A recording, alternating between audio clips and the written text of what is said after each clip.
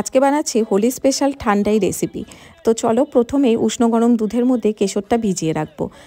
এবারে শুকনো খোলায় কাজু, আমন্ড, চারমগজ, তিল, পোস্ত, মৌরি আর দেবো এলাইচি। আর পিস্তাটা যেহেতু আগে থেকে ভাজা ছিল তাই সবগুলো ভাজা হয়ে যাওয়ার পর পিস্তাটা অ্যাড করে একবারে মিক্স করে পাউডার বানিয়ে নিয়েছি। কিছুটা পাউডার তুলে রেখেছি হোলির দিন বানানোর জন্য, আর কিছুটা পাউডারের মধ্যে দিয়ে দিলাম ঠান্ডা দুধ, দিয়েছি স্বাদ মতো চিনি, তোমরা চাইলে মিষ্টি অথবা মধু যে কোনো কিছু দিতে পারো, একটুখানি গোলমরিচ গুঁড়ো আর কেশর ভিজানো দুধটাও দিয়ে দিলাম। দিয়ে এবারে পরিবেশন করো ঠান্ডা ঠান্ডা মিক্স করে।